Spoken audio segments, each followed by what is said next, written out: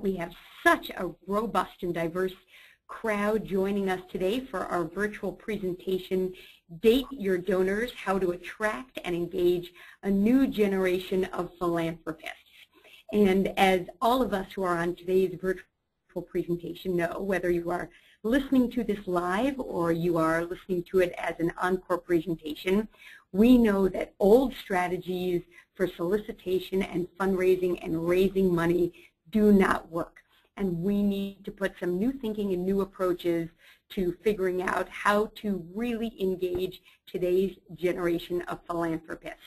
When I met Jonah Hilper 10 years ago, he invited me to come and be a speaker for a young leadership program that he was running through the Associated in Baltimore. And I knew back then, 10 years ago, that Jonah had a new way of attracting and engaging philanthropists, even from the innovative and creative work that he was doing, working with young leadership down in Baltimore. I could already tell that his energy and excitement and commitment was absolutely on target for what philanthropists need from us today. So Jonah is absolutely the right person to be sharing this topic with us today, and our virtual presentation isn't just called Date Your Donors. In fact, it is the title of Jonah's upcoming book, which I am so excited to read, and I hope that everybody will make sure to pick up a copy. Jonah, please make sure to let us know where we can find one. Jonah, in addition to being a really creative thinker and new and up-and-coming author, he is the CEO of Altruicity, a fundraiser and marketer with over a decade of experience in philanthropy, where he specializes in new donor acquisition and engaging Gen X and Gen Yers.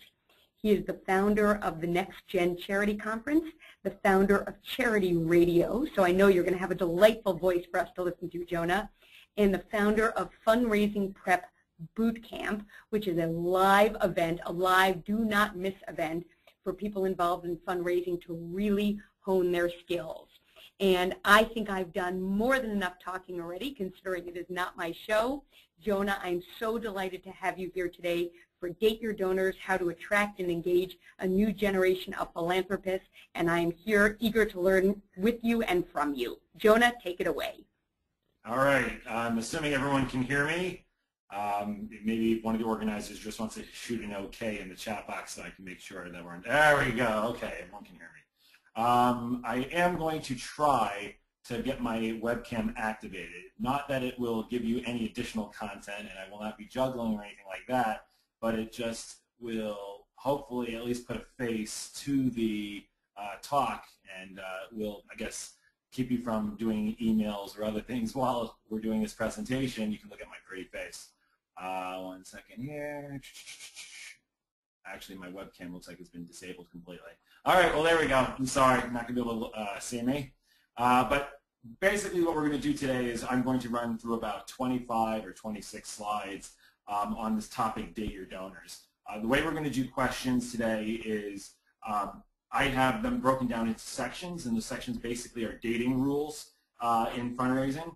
And you can feel free during whatever I'm saying at any point to put it in the chat box. I will not be paying attention to the chat box while I'm talking in a section, but as soon as I get to the kind of the punchline, the dating rule, which is kind of, you know, encapsulating everything I've said, I will take a moment or two, look at the chat box, answer any questions that I see that might be directly relevant to what I'm talking about, and then we'll also have about 10 minutes at the end where we can have a little bit of a bigger discussion around kind of questions that are more macro as opposed to specifics around each section.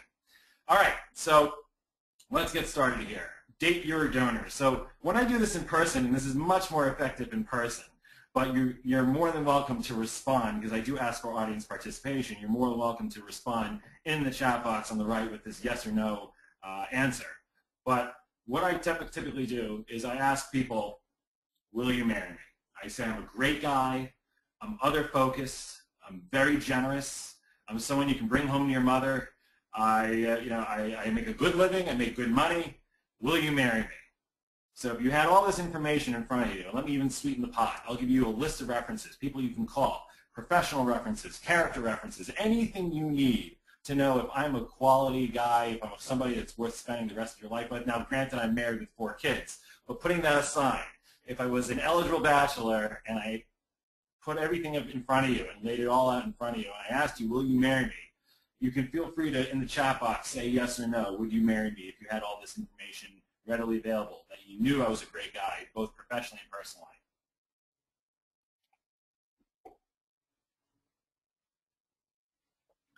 No. All right. Sarah says no. Oh, Beth says yes. Shelly said, oh, I know Shelly Lohman, so Shelly's going to say yes. Sure. All right. You guys are easy. Majority of people, even if you give them a complete list of references and you put all this data and statistics in front of them and show them that I'm a great person, they're going to say no. And the reason why they're going to say no is the same reason why people say no when you ask them, if they'll donate to something, is they don't have a relationship with you. In fact, it's interesting that we seem to invest heavily in emotion when it comes to making some important decisions. And that's an interesting thing, because you think that something like marriage or making a big gift is going to be something that would be completely data-driven. Statistics, show me the pie charts, show me your numbers, show me what kind of return on investment I'm going to get. But in the end of the day, the primary driver, not exclusively, granted they do want to know that there is some meat and potatoes besides the the sizzle, but for the most part, the way you connect and engage with people is going to be emotionally. And that something even as serious as marriage is so tied into the emotional connection that even though you are going to provide ample information on why your cause is a great cause, but we live in a day and age where there's a gazillion great causes. And having an emotional connection with somebody is so, so important. So I'm going to talk a lot about the process of connecting and engaging and developing a relationship with somebody for philanthropic purposes, but much less emphasis on the actual ask. In other words, a lot of fundraisers, a lot of consultants, a lot of speakers will do a lot of role play, right? They'll put you in a position of saying you're going to be asking for money, you're going to put somebody else in the room in the position of being the one who's going to be asked, and I tend not to emphasize that. For the same reason why, if I told you that I just got engaged, you would never ask me, what was it that you said at the proposal that got them to say yes? It's a ludicrous question, because the reason why they said yes was built up over months or years. It wasn't something that you really said in the solicitation or the ask that got them to say, I do. And this fundraising is the same way. If you're going to get serious money from somebody, it isn't going to be, let's figure out what the exact terminology you're going to use, what's that Jewish conversation.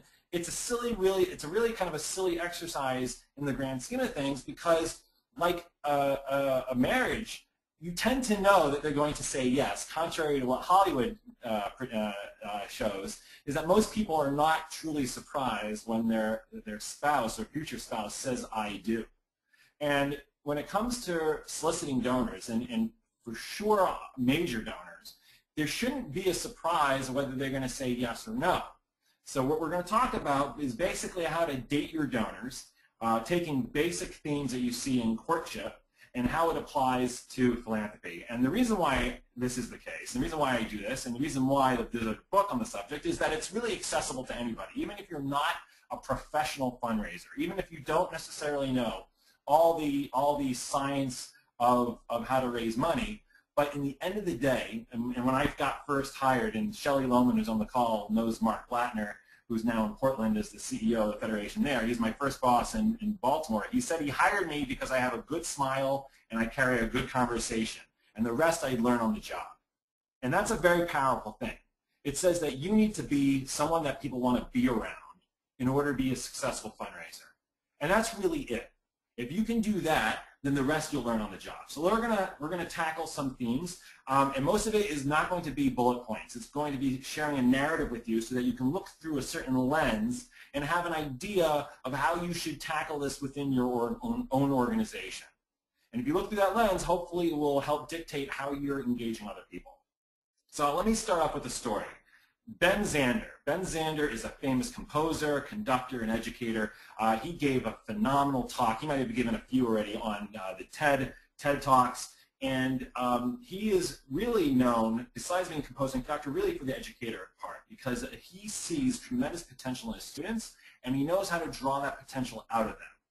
And he was once at a board meeting of a symphony orchestra, and they were discussing how they were having tremendous financial challenges.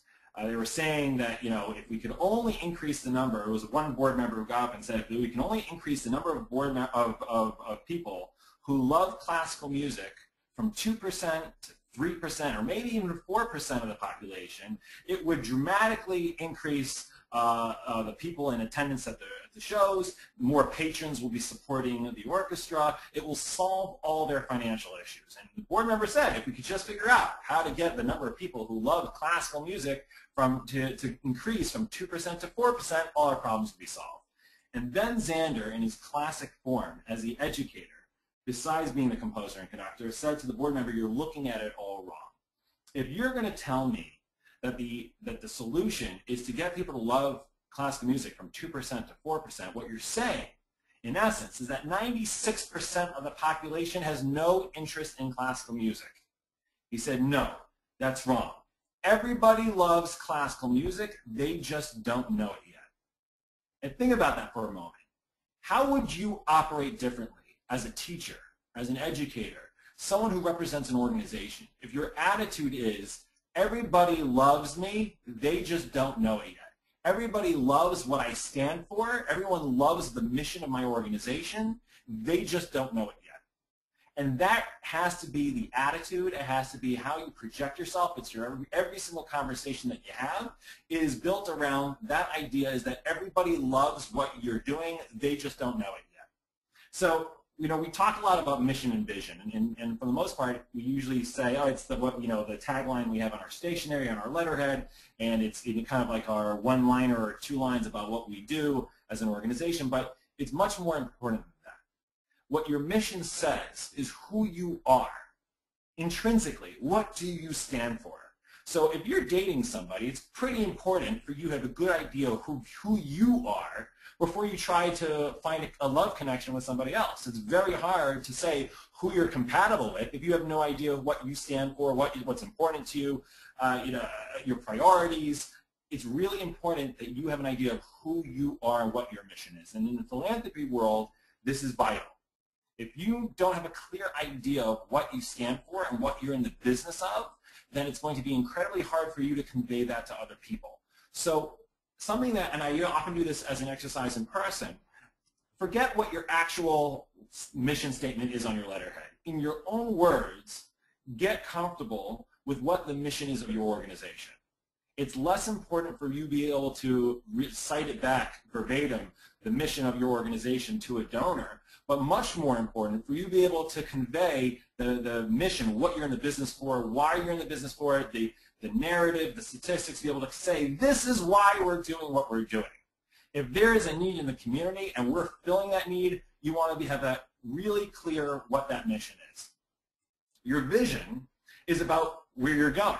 So in the dating world, if you want to have 4 kids, 5 kids, if you're somebody who is going to put a career first, and you're going to be a workaholic, or that's your personality, or you want to be a stay-at-home dad, or you want to be a stay-at-home mom, or these are very important things to be able to convey to somebody if you're dating someone for a long-term relationship. Are they on the same page with you from a vision perspective?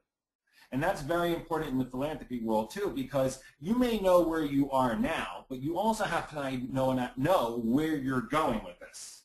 And the reason why that's important is because as a salesperson, as a fundraiser, you're not selling for today. You're selling for where you're going. And if you're able to convey to an audience or an individual and say, this is what we're in the business of. We're in the business of bringing clean drinking water to Central Africa. That's what we're in the business for. Or we're in the business to cure malaria. Or we're in the business to provide special education in the Baltimore area. Well, if your job is to fill a need or provide a service at 100%, well, what does 100% look like? How do you know you're going to reach a goal? Where does that goal look like? And the reason why that's important is because if you're looking for a partner, if you're looking for a donor, you're looking for someone to be an investor in what you're doing, wouldn't it be helpful to have a clear idea of that vision and where you're headed to get them bought into that premise and say, I want you to join me. And that means your leadership, that means your giving to help us get from point A to point B. And if you're able to convey your mission and your vision, then you're ready to start dating. And just like in the dating world, you need to know who you are and where you're going before you really look for a long-term relationship. In the fundraising world too, if you have a clear idea where you are now and where you're going, it's going to be much easier to develop a real sustainable relationship, a real partnership with a prospective donor. So this brings us to dating rule number 1.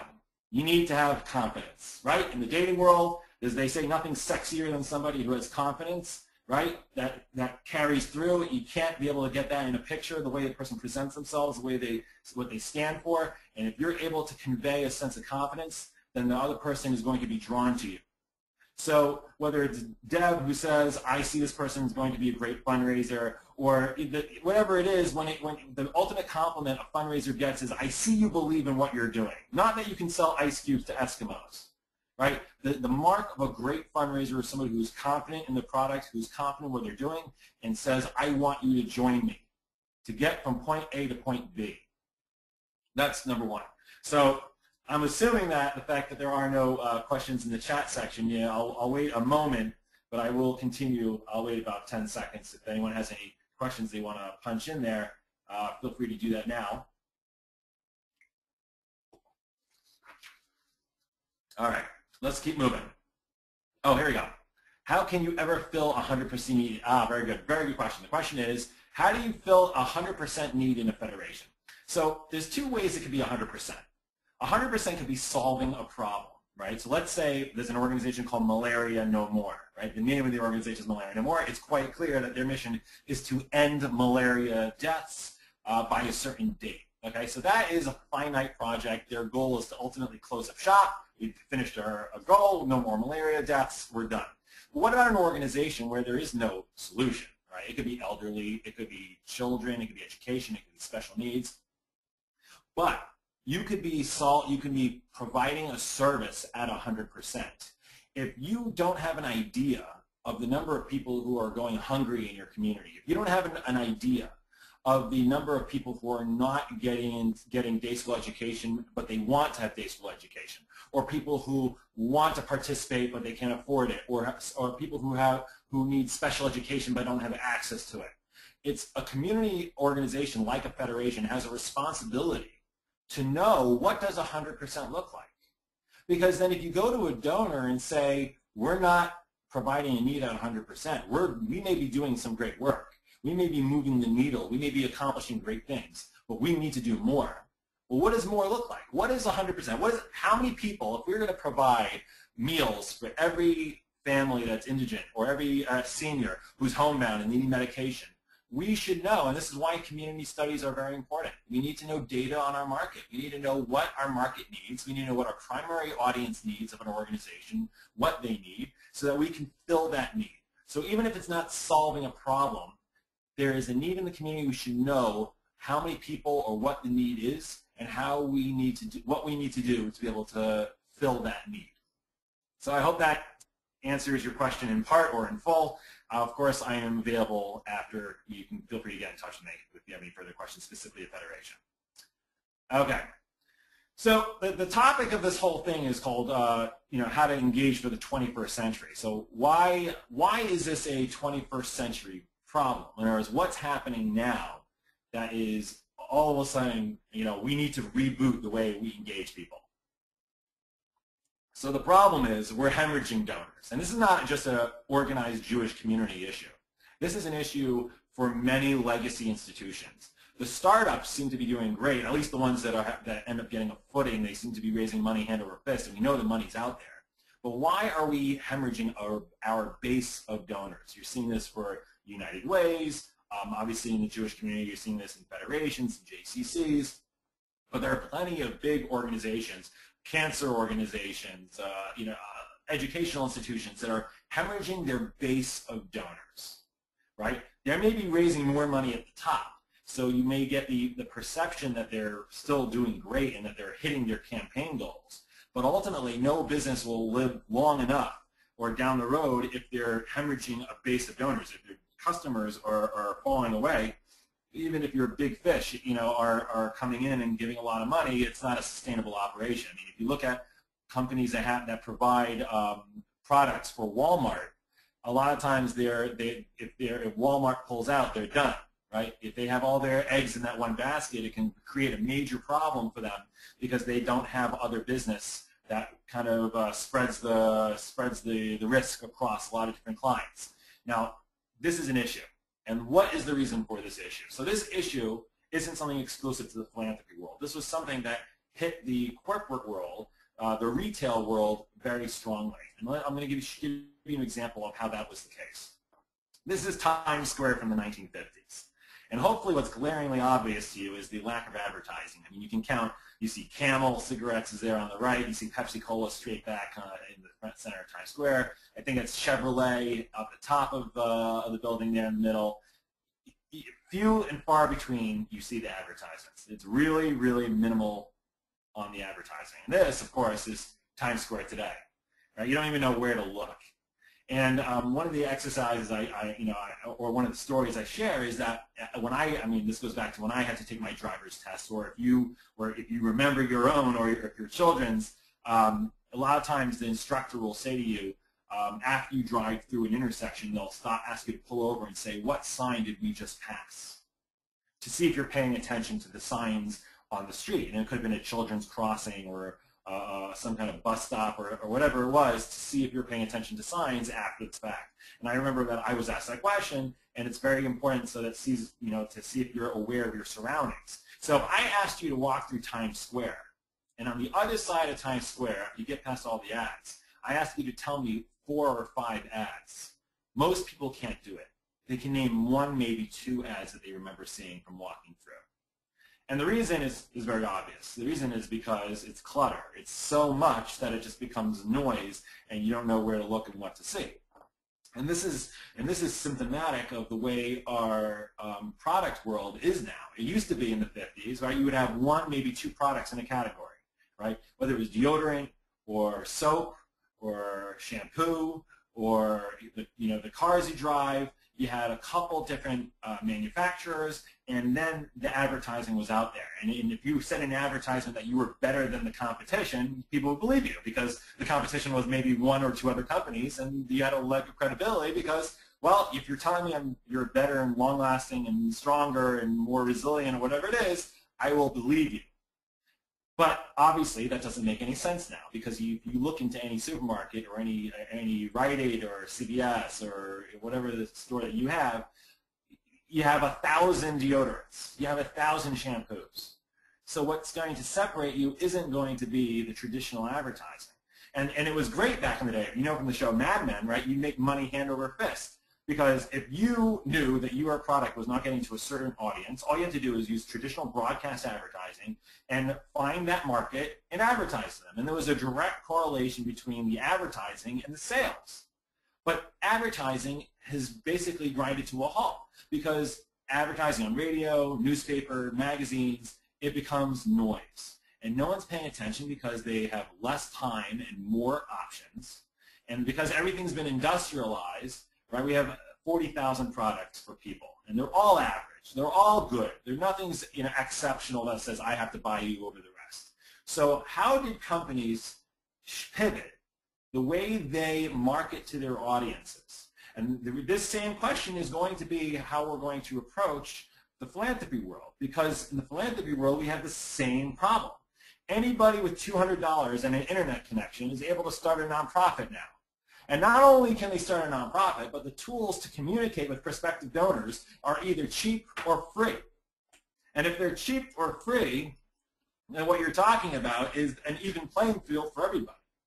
Whether you're a new guy, whether you're a legacy institution that's been around 100 years, how do you compete? And obviously, traditional marketing, traditional emails and newsletters are not working.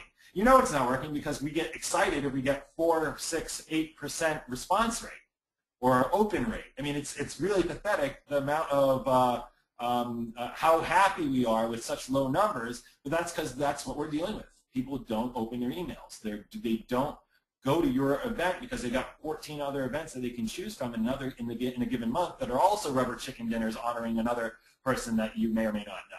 So how do you stand out? So let's look at an example from the corporate world where this was done effectively. Now, it's a video, so I don't know if this will blow your ears out on your home laptops or computers, so you may just want to get your fingers on the knob just in case it's a little loud for you. Here we go.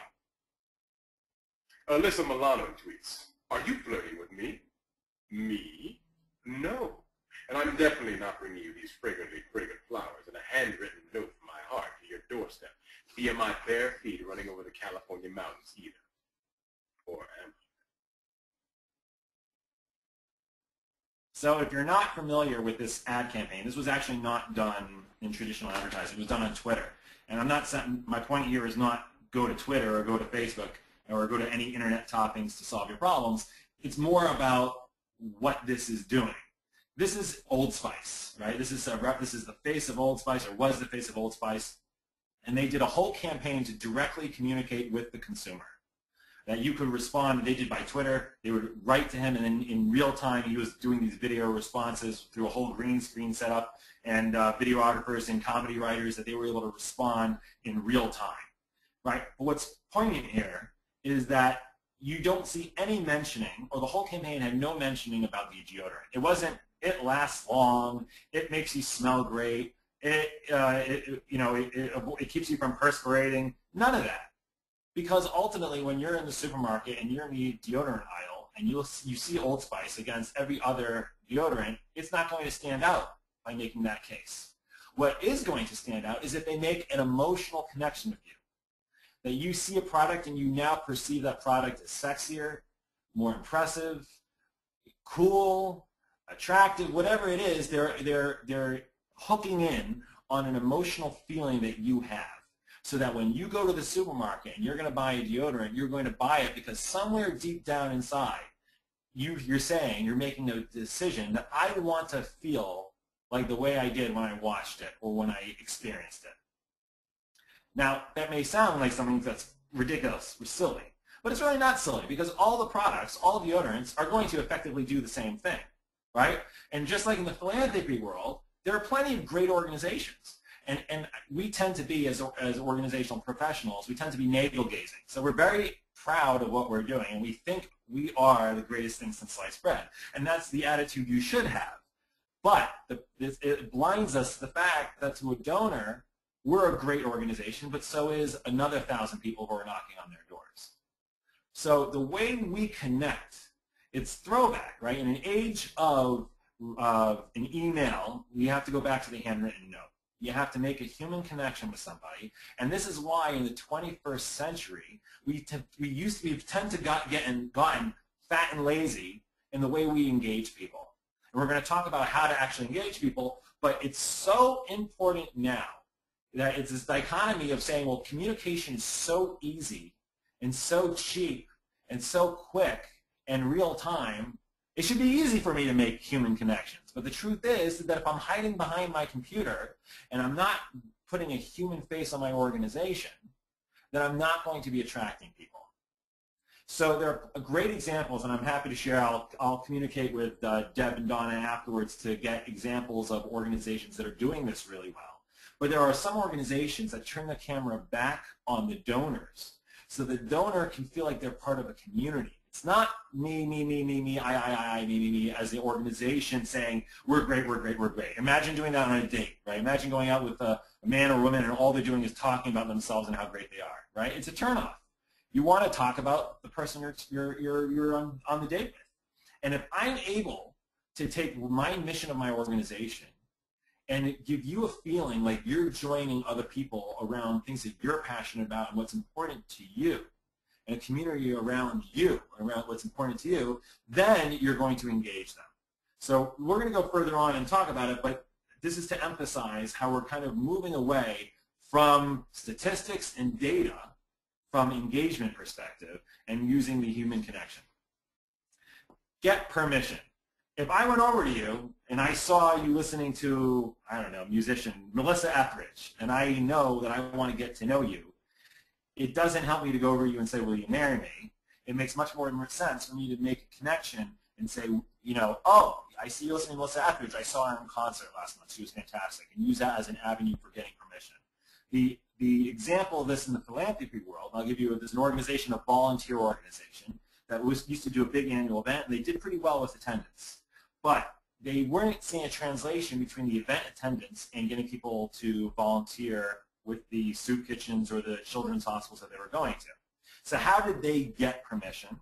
How did they develop a human connection? They did, instead of a traditional covert or ticket price for the event, which could have been $50 or some Jewy number like $18.36 or something like that, they said to come to the event you have to either donate a toy for the children's hospital or a can of soup for the soup kitchen. And what happened was, after the event was over, the communication that went to the people was very specific. It said, you, to the people who gave to the stuffed animal or a toy to the children's hospital, we're going to that hospital next week. Would you come with the other people who donated for the hospital and give out the toys that you donated? Now that's a much more personal ask. It's not just a blanket thing. You paid attention to the fact that I donated a toy, and you're communicating with me directly and saying, I know you donated a toy, would you like to go give it out to the kids? Or you donated a can of soup, or you donated some food item, we're going to go to the soup kitchen and volunteer, will you do that with us? And what this person saw, this person who had this volunteer organization, was that the attendance for volunteer projects went up exponentially. And that was primarily because he did a target approach, he got their permission and engaged them in that way. So this is a classic example of something there's no one size fits all. There's no manual that you can look for your organization and say 86 to 105, page 86 to 105, this is how you're going to do it. But think, how are you going to tailor an experience to get permission and to date your donor and say, I want you to take it to the next level? So dating rule number 2 is you need to stand out, right? You need to have a situation where you are appealing on the human connection. You are doing something that isn't what everyone else is doing, just providing data information, but you're making that connection with the product and letting people see that there is a face behind it. No highly spackled images of a kids on their father's shoulders for your new annual campaign brochure for the Federation. It needs to be something that says this is real, it's immersive. It's more impressive to send a text photo of a performance at a special needs program that's funded by the Federation and send it to a few prospective donors or major donors and say, look what's going on, than to send them the highly spackled image of the brochure. You need to stand out. And then if you can make a human connection, an emotional connection with them, you will.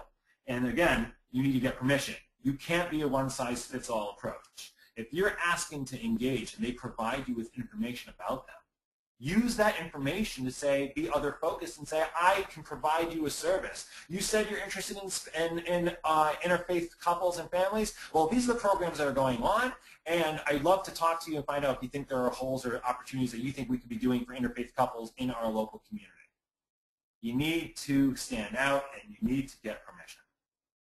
Any questions?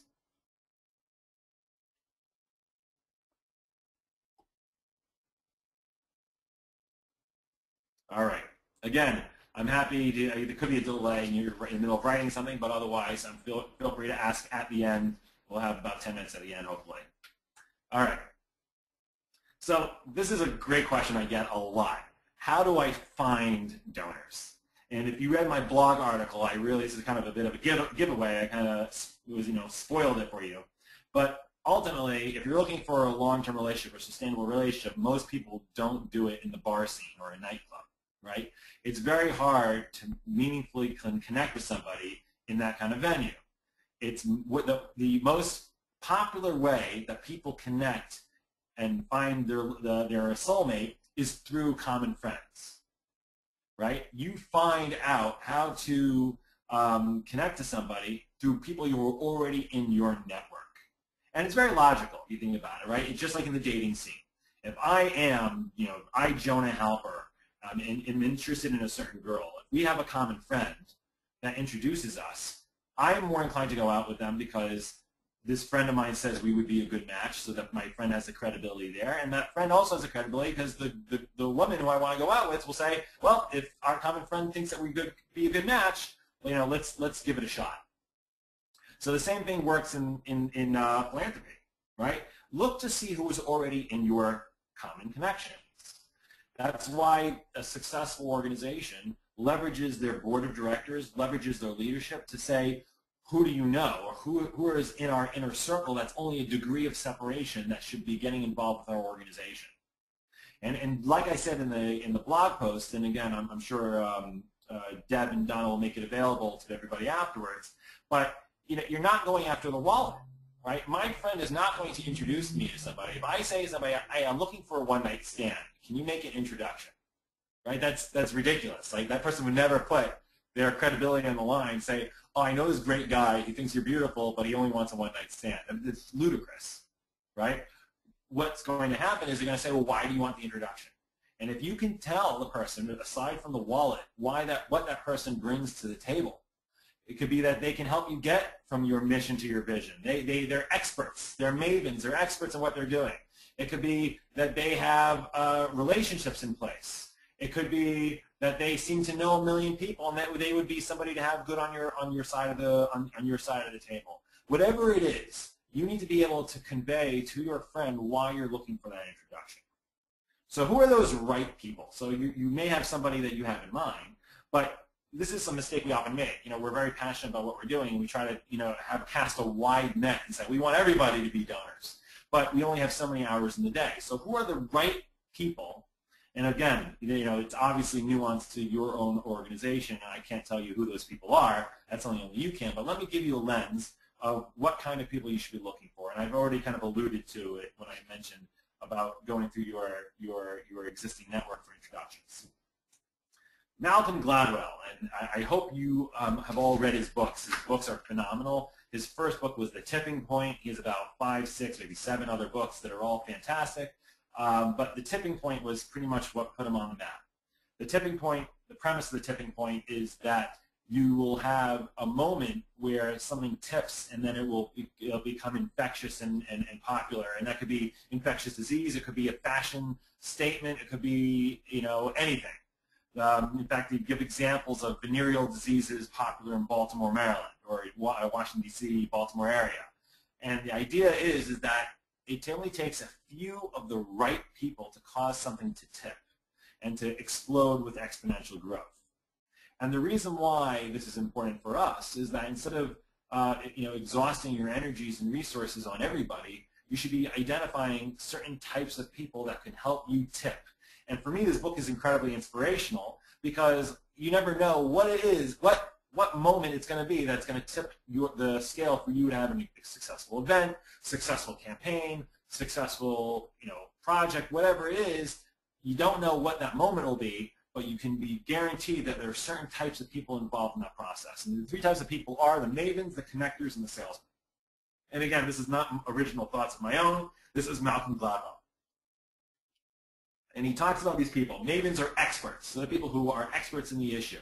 So if your cause is malaria no more, they know everything involved with how malaria is spread, what is the cause, how do we avoid it. They seem to know everything. They have their finger on the pulse on the issue, and they are the person to go to for that expertise. The connectors are the people that we all know, because we all know them. They're the person who seems to know everybody. They have the Rolodex that doesn't seem to end. They're the person who can make those introductions, that seems to be able to open the doors naturally and organically. Those are your connectors.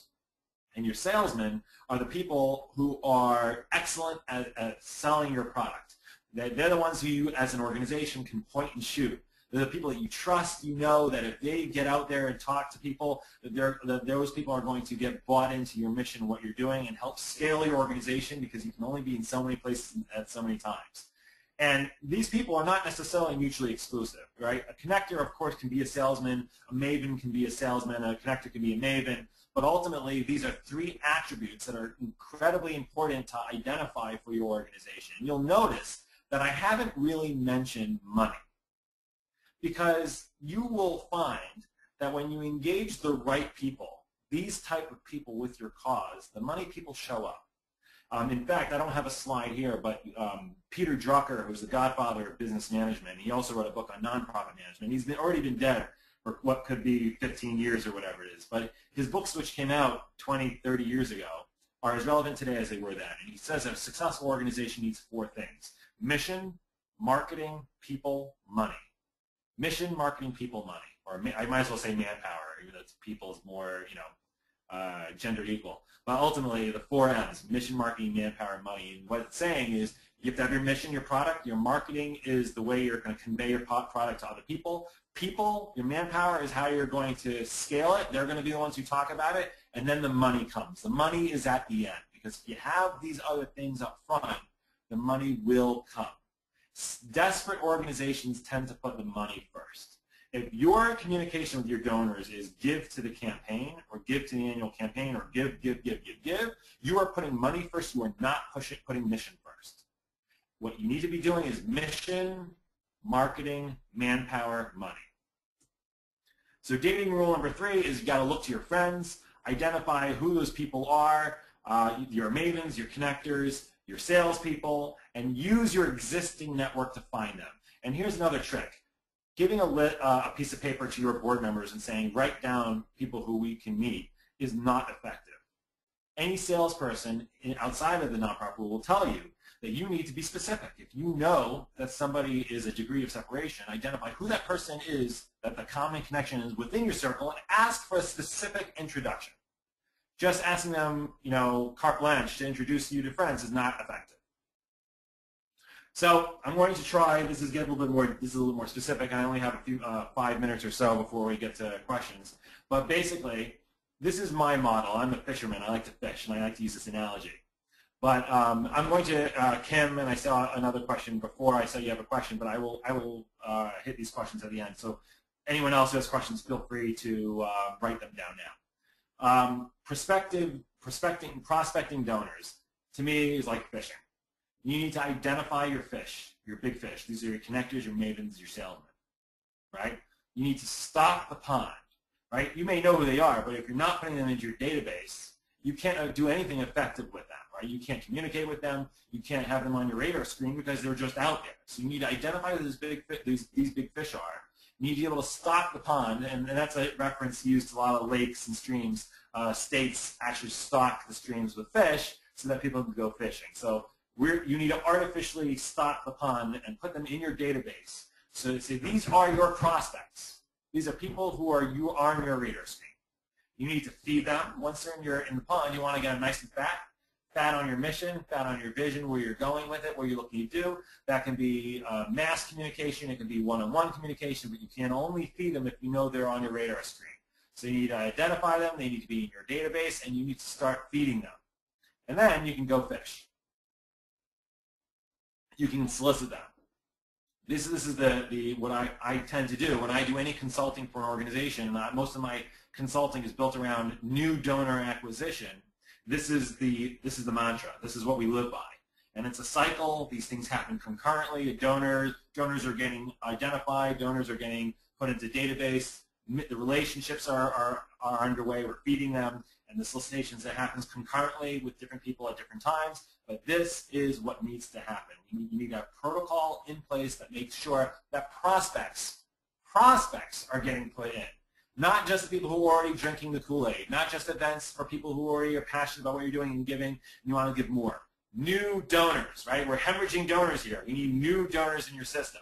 You need to identify, stock the pond, you need to feed them, and then go fishing. You need to have protocol in place with your organization to do this. Now, when we say identify your prospects, there's certain things that the kind of prospect research that needs to be done. Personal tracking, I want to know their contact information. I want to know their family information. I want to know what assets. That means their house, how much they buy their house for. Do they have, whatever it is, things that are important to them, products they have. Do they have a vacation house? What are their, it tells me a lot about who they are and what they stand for. The members of a country club. All these type of things are important for me to know. You want to avoid, and I was going to say this at the end, but it's so important. It's so easy to do paralysis by analysis and research and research and research and never get anywhere. But having this information or cursory information to know what is important to somebody is vital for me to be other focused and be and be of interest to them. Right? If I'm not paying attention to the woman on the train is listening to Melissa Etheridge, so what's my angle? How am I going to connect with them? So I want to know personal information. I want to know where their kids go to school. I want to know where they go to the temple. I want to know where they go to synagogue. I want to know all this stuff about them so I can I find out what's important to them, at least cursory information about what's important to them. Professional tracking. What do they do for a living? Who are their connections? What are their priorities? Are they golfers? I guess that's more of a personal tracking thing. Professional. There's so many great resources like LinkedIn now that gives me instant information about information that's important to them. They might write articles. They might write blogs, professional blogs. They might be experts in their field. Whatever it is, it's got to be something you can find. And you want to find that information and use that information to, again, be other focused and connect with them. Philanthropic tracking. Obviously, if you see them as a prospective donor, they're probably giving other places as well. So what kind of places are they giving to? And granted, it's easy to make a mistake and say, oh, if they're giving to a special needs organization, it must be that they have a special needs child or must be affected by it. That's not necessarily the case. In fact, what's exciting about this is when you identify interesting notes about their personal life, whether it's they climbing Mount Everest, or professional tracking like they are moving up the ladder in Goldman Sachs, or philanthropic tracking, you see that they got honored recently. It's an opportunity to ask them, why is it that you're getting honored? What is it that what was it about this special needs organization that's important to you? Or what caused you, or what made you want to climb Mount Everest? Or you know, what's your niche in Goldman Sachs? Or what, you know, do you see yourself staying at Goldman Sachs long? You know, I'm happy to make introductions. I know someone who's at you know, another major investment banking firm that I can introduce you to. Whatever it is, it gives you the opportunity to be other focused. So you know a bit about the people, and again, I'm kind of running through this, but you know a bit about the people because you've done some research on them. You know you have a connection through a common friend, through a board member or someone involved in your organization. So we talked this different, actually I wrote 3 degrees, but it's really 4 degrees of first contact. I apologize for mistaking the slide. So obviously the strongest is direct intro. That's where my mutual friend goes to the prospect and says, hey David, I want to introduce you to Jonah Hilper. Referral is where David will say, where I will call the contact. I'll call David and say, hi David, this is Jonah Hilper from Pencils of Promise.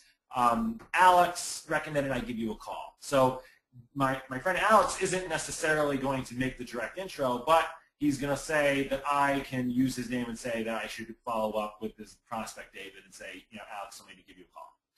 Now then there's even a looser version, right? There's where I go to somebody and say, hey David, this is Jonah Hilper from Pencils of Promise. You may know Alex Donovan, he sits on our board. I need to get permission, right? What's understood or implied is that Alex did not give me permission to make the introduction, but I can drop his name and say he's involved with us to give a sense of credibility with the organization. And then, of course, the cold call, which is I call David and basically say, hey, this is Jonah Hilper from Pencils of Promise. And if you notice that the relationship between me and Alex Donovan, who's the mutual friend, is key. Because if Alex knows me and it feels good, he'll make a direct introduction. And based on my connection with Alex or how Alex feels about it, that connection will get looser and looser. And you will find, as a fundraiser, that will span the gamut. You will find some relationships are direct intro, some will be referrals, some will be guilty by association, and some will, and hopefully only a few will be cold call. And you'll find successful fundraisers tend to have that kind of model where most of the relationships, most of the connections with new prospects are coming in through direct or referred introductions, and less so on the association or the cold call. But that's basically kind of the type of relationships that you're finding, and the idea is to work on introductions that are focused on direct intros or referred. So, of course, cold calls are a piece of it, and I might as well address it because it is an important piece of it. But a cold call, it's important that you're other focused, that you're asking for guidance, expertise, and direction, right? There's no expectations. You're not asking for money. There's the old adage in the fundraising world, if you ask for money, you'll get advice. If you ask for advice, you'll get money. And that's very important here because if you ask for, if it's implied from your call that you want a meeting because you're going to solicit them, chances are you're not going to get money. If your other focus is saying, look, I know you're an expert in technology or finance, we have a specific challenge with our organization, I like to pick your brain, everybody loves talking about themselves, right? We know this in the dating world, right? If you say, tell me about yourself, it becomes a great conversation because the other person is like, well, I do this, I do that, I do that, and then you'll say, what do you do? Everyone loves talking about themselves, and if you can ask somebody to apply their expertise to your organization, you will find you will get a second meeting, a third meeting. They'll give you an opportunity to follow up with them and say, let me tell you how we applied your expertise and guidance to our challenge. It keeps the conversation open. In fact, there's a rule in improv, and I'm sure Deb knows this and probably has this in some of her seminars, is the idea of keeping the conversation open, right? If I ask you what time it is, in improv, you don't want to say it's 2 o'clock because that ends the conversation. If I find a way to keep it going, like I say, well, maybe you think it's lunchtime, and it gives you an opportunity to keep the conversation going, I want to find my meetings with whoever I meet that's going to be keeping the conversation open. And if I am other focused and I'm asking for guidance, expertise, and direction, you'll find that that will happen. Now, again, this is another thing that you can look through a lens. My technique, where I mentioned the prospect pipeline, this is how I get to the solicitation point.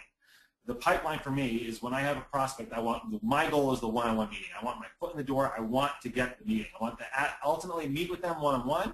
And the goal for that is, it might be a couple meetings, it might be 3 meetings, 4 meetings, but my goal is to get them to host a parlor meeting. So why would they host a parlor meeting? Well, if you get a good hook, like whether it's a wine tasting or some interesting speaker, they're more inclined to bring out their friends into their home and around the hook, not necessarily your mission because they know their friends will be interested in your mission, but they may be happy to say, yeah, I'll open my home to an event, and that's always powerful because a parlor meeting, no one wants to see something fail in their own home. No one wants to see something fail in their own home, and therefore if you're able to get a parlor meeting from the one-on-ones, then that's your next step. And what I tend to do is I try to get 5, 6, 7, 8, 10 parlor meetings over the course of the year. And what I do is I look to see if there are concentric circles between those parlor meetings, right? Maybe there was somebody who was an attendee from one of those parlor meetings that hosted their own parlor meeting. So there usually are concentric circles in those parlor meetings. But ultimately, if I can create a new event built around the leadership of those parlor meetings, that means the hosts, or maybe a couple key guests that you've made a strong connection with from those parlor meetings, you've got yourself a committee, and probably a really strong one of people who are willing to roll up their sleeves for something new and exciting. And if there are concentric circles and relationships in place, you could probably figure a theme for your event that will draw on the collective desire of the group. And I'll give you an example. I used to do parlor meetings for a lot of investment bankers and real estate professionals, and I found the common theme for them was a lot of the husbands like to play poker. So I created a poker event for this special needs organization because I realized that was a common theme for all the different parlor meetings and all the different hosts and attendees that were coming out, and we were able to raise $125,000 in new money in one night.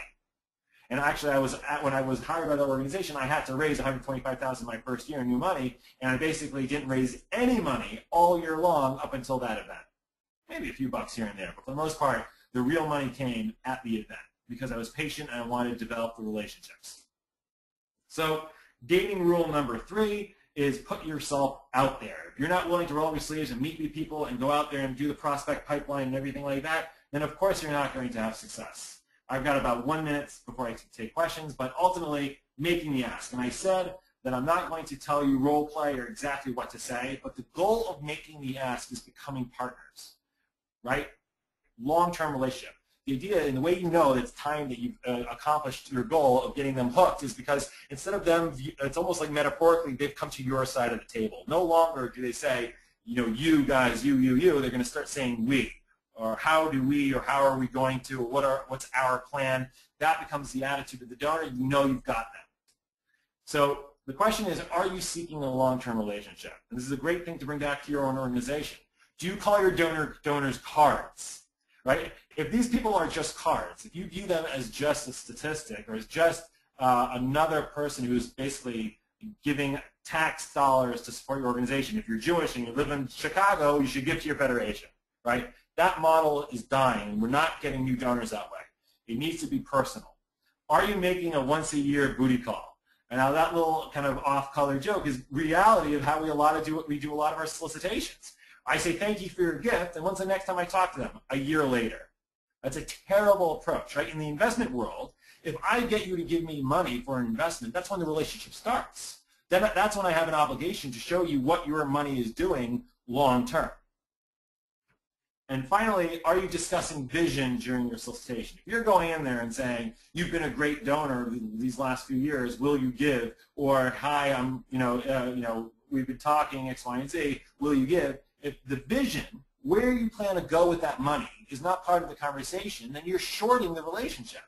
And just like in a personal relationship, if you have a one-night stand with somebody and that person was looking for a long-term relationship, there's going to be hurt feelings involved. If they're not on the same emotional page as you, if that prospective donor is looking for a real relationship and you treat them in a cheap way, where you just treat them where a once-a-year solicitation, or you're just viewing them as another donor, or you're not really discussing on how they can be a partner in your vision, then what you're doing is saying, I'm looking for a cheap one-night stand, and you're looking for a long-term relationship, and you know you're going to have problems. So final dating rule number 4 is you are seeking a partner, not a wallet. And that brings it back with when it's engaging people and going to your friends. If you're looking for introductions, if you just view them as a wallet, no one will make the introduction. And if you're looking to engage and get them to the point of soliciting them, they're going to say, how am I a partner? How am I a long-term investment? And that brings me to Q&A. I got like 5 minutes left. How am I doing here? All right, maybe 4 minutes. Hopefully I can take 5 minutes, and if we go 5 minutes over, I don't know if that's allowed, but I'm here. Questions? Let me just take a look here. I had a couple questions from before. All right, from Kim Margolis, how do you find their interests? This is I get this question a lot. It's another common question. And I'm not being smug when I say this, but you have to ask them. That means it could be whoever's your street level people, right? If your street level people are the teachers, if your street level people are social workers, if your street level people are the fundraisers on the street, or whatever it is, whoever it is on the ground who deals with your primary constituency, the people you serve, anecdotally you can find out, get the pulse of what they want. And then B, you can get data, you can take surveys. If they come to your events, you can ask questions and get them to leave response, or if they sign up for an event and you ask them what's important to you, you should be gathering this information. Now, you should only be gathering the information you're willing to act on, right? Because if you're prepared to have, I see you're interested in Melissa Etheridge, let's go to a concert together, then it's a great question to ask. What music do you listen to? Do you like Melissa Etheridge? But if you're not prepared, then you're just wasting their time. Why are you asking a question if you're not willing to do anything with that information? So you need to find avenues, right, to ask the right questions and then have prepared mechanisms or mechanisms in place on how you're going to act on those questions. All right, next question. My mouse, for some reason, is not working right now. Hang on. There we go. I'm back here. Okay. Oh, Kim, again, not for major donors, but the masses, so you connect with them specific programs. And again, if you're getting information in their interests, right, there's an extension of that, I guess. If you're looking for specific interest in them, then you're able to do things en masse. So event attendance, seminars, anything that they're coming to, find the questions that are relevant, or if you don't know, if you really don't know, ask the open-ended questions. But ultimately, use the information you get from people. What do you do at a parlor meeting to get people to come? So you have to be honest and real. Thank you, Beth. You have to be honest and real and know that most people who are coming have no interest or desire in your mission yet. You're going to need a hook or something that's attracted to them. So hook number 1 is a parlor meeting is they're coming because of the host. If a host is opening up their home and they're going to their friends and family and say, come to my parlor meeting, that is going to be the primary driver for the people to come out. The number 2 is you need a hook. I've done something at a gated community in Greenwich, Connecticut with a concert pianist. The homeowner had a beautiful grand piano, and they had someone that we could bring in to do a little, 45-minute pianist came in and did a 45-minute performance. I've done wine tastings with the owner of Dalton Wines flew in. I knew because I knew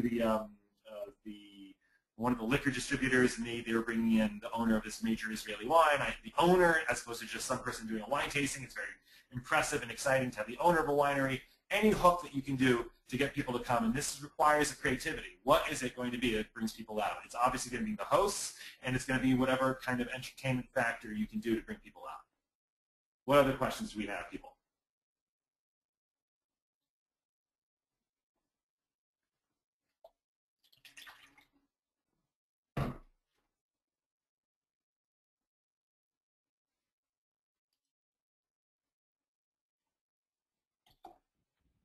While you're writing, I don't know if you're writing War and Peace over there, but this slide, you'll see my information here. Book coming out, God willing, in September. There's a few variables outside my control, but the plan is this fall. The website is down there, dateyourdonors.com. It will let you reserve your copy there. It doesn't really, you don't have to pay anything right now. It basically puts you on the list so I can send you a discounted offer when the book comes out. So anybody on the reservation list will save a few bucks that way on the book.